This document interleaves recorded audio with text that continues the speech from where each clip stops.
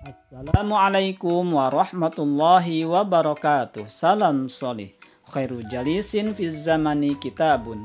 Sebaik-baik teman duduk di setiap waktu adalah buku. Wilujeng enjing, wilujeng siang, wilujeng santen, wilujeng wengi. Anak-anak, tahukah kalian ini gambar apa? Ya, betul, ini adalah gambar anggota keluarga Bapak. Ada ayah, ibu, kakak, dan adik. Ada nenek dan kakek, juga ada paman dan bibi Bapak. Tahukah kalian apa artinya keluarga dalam bahasa Sunda? Bahasa Sundanya keluarga adalah kulawarga. Sekali lagi, kulawarga. Hari ini kita akan belajar 8 kosakata anggota keluarga.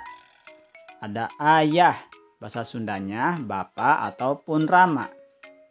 Yang kedua, ibu, bahasa Sundanya emak, ambu ataupun biang. Kakak, bahasa Sundanya raka. Adik, bahasa Sundanya rai. Kakek itu bahasa Sundanya aki atau abah. Nenek, bahasa Sundanya nini. Paman, bahasa Sundanya mang, amang atau mamang. Dan yang terakhir bibi, bahasa Sundanya sama yaitu bibi. Sekarang mari kita review bersama-sama. Ayah bahasa Sundanya bapak ataupun rama. Ibu emak ataupun biang.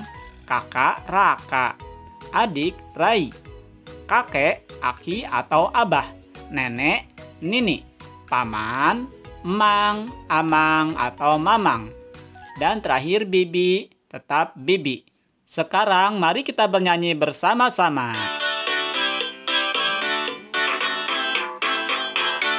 Hiji-hiji abinya emak, dua-dua ogenya bapak, tilu-tilu nyaah rai raka, hiji dua tilunya asadayana. Demikianlah anak-anakku untuk pembelajaran bahasa Sunda hari ini. Terima kasih. Semangat belajar.